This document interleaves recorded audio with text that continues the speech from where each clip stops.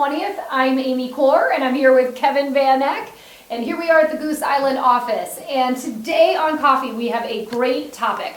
Oftentimes, when we focus on the success of our business, we look at making sure we do great things in working with our clients. But today, we're going to talk a little bit about how important it is to make sure we also have great relationships when it comes to our work colleagues, those other agents that we work with every single day. So on that note, grab your coffee, make sure it's hot, and let's jump into the next episode of Coffee with Amy and Kevin. Yes, good morning, Amy. Good morning, everyone. Thanks for joining us. I've got my coffee. We're going to talk about those relationships between agents, and the reason being is that you don't just create success for your clients on your own. Of course, you have a team maybe behind you, you have your brokerage and the support you get there, but you also have to work with other agents, whether they're from your brokerage or not. And the relationships you have or don't have with those other agents are going to impact the level of success that you can create for the people that chose to work with you. Yeah, and I think it's important because, Kevin and I are bringing this topic up because we've gotten a lot of emails recently about, stories of agents who are acting awesome in this market right now and great to work with. But let's face it, some not so great, many players out there, agents that maybe aren't doing such a great job of being a great colleague. So we wanted to just make this a gentle reminder to all of us of really, how we can be an awesome agent to work with. So number one is the golden rule, right? Let's face it, I think when we learned it in first grade, which is treat people how you want to be treated, right? How is it that you want people to treat you? Make sure you're doing the same. And here are some examples. We all get busy. For many of us right now, the market has been busy or hectic or just different. And, maybe we are falling off and not doing as good of a job in being a great colleague. So think about making sure that we follow up after showings or after meeting with a fellow agent and their client. Are we giving feedback? Are we making timely phone calls, for making sure that we are setting up appointments? Whatever it may be, make sure that we're doing that well. And then the other thing is make sure we are really giving detail. I think a lot of times in this environment, when a seller decides to go with a different buyer and, I'm a losing agent, it's really a bummer when I don't have any context to bring back to my losing buyer. Because we all know as the agent, we have to go back and have that tough conversation, right? So what can we be doing to be a great colleague? Same is true though when we're representing buyers. Maybe our buyer didn't pick a particular property. Help the list agent understand why so they can go back and have a great conversation with their seller. So thinking about ways in which we can go just that extra step to be that great colleague, because here's the thing, when you do this and you're in a situation down the road when you need them to do you a favor, they're going to remember those times that you went the extra mile. So remember, the golden rule, how do you want to be treated? Make sure you are representing that in the way you treat others. It's super funny you say that. This past weekend, I got a text from an agent where they had submitted an offer, and the response back from the agent, the listing agent, was a thumbs up and said, better offer, good luck elsewhere. Wow. That was it. And we all know what happens next, because this is true.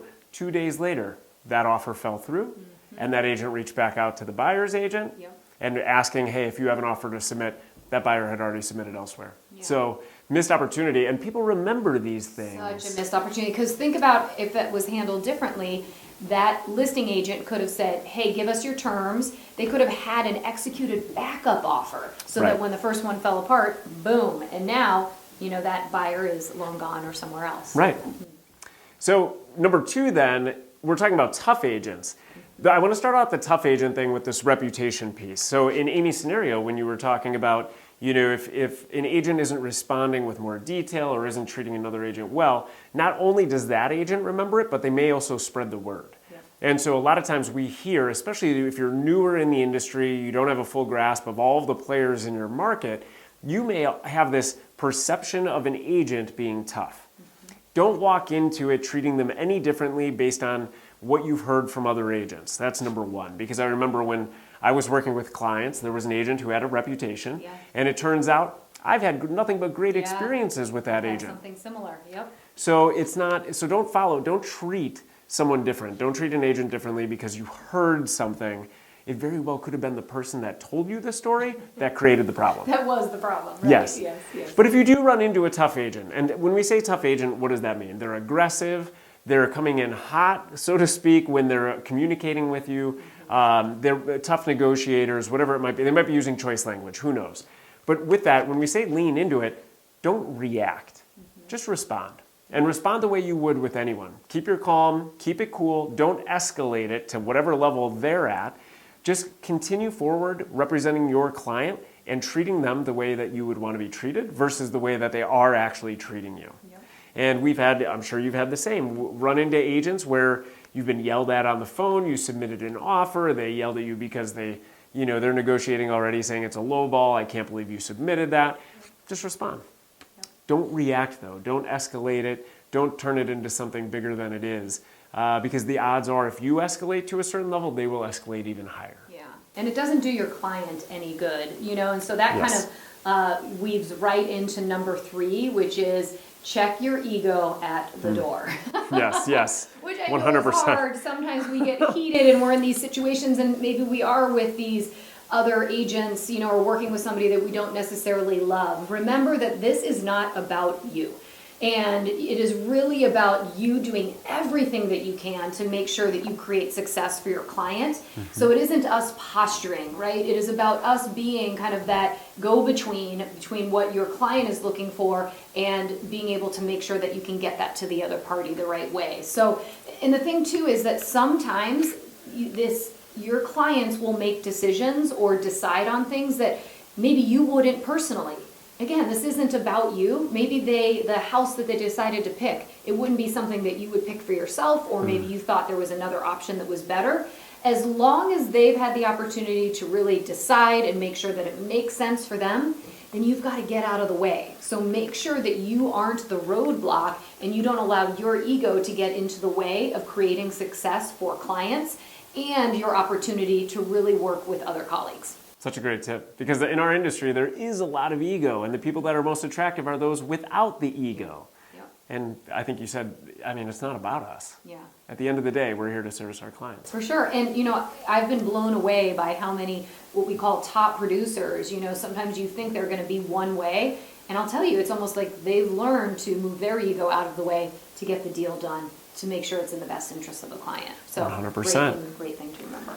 Yeah, and the last one, so number 4, when we're talking about how we treat each other, it's really treating your colleagues the same way that you would treat your clients. Mm-hmm. Give them the same level of service. Amy already mentioned when it comes to responding and texting back and being complete in your answers and being detailed, treat other agents the same way you would treat your clients. So what is your goal with your clients? Your goal is to generate referrals, to get them talking positively about you, to get them to want to work with you, to be attractive. It's the same thing with other agents. Yep. It's a small world. Everyone knows everyone. I don't know if it's the 80-20 rule where 20% of the agents are doing 80% of the business, whatever the number is in your market. The reality is you're going to run into every agent at some point if they are producing. And you're going to run into them multiple times.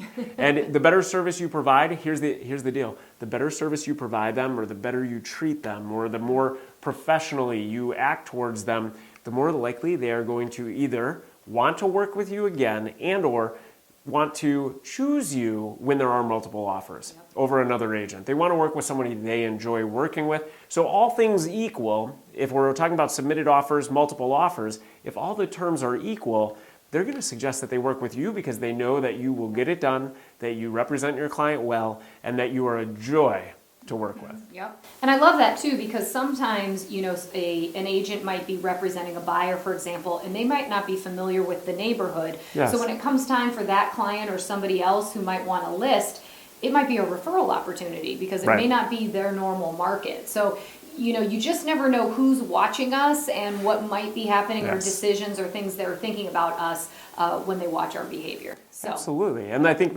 do simple things. It's the same way we foster our relationships with clients. If you had a great transaction with another agent, send them a card, send them a note, send them a text, give them a bottle of champagne. It's worth it to pay it forward to earn not only a great relationship between you two, but as Amy said, it's not about us at the end of the day, it's about our clients. Anything you can do to put your clients in a better position it involves the other agent. Yep. So we hope that you found these tips helpful, how to be a great colleague. So go out there, try some of these, and make sure you have a fabulous Tuesday. Until we see you next week, remember, you got this.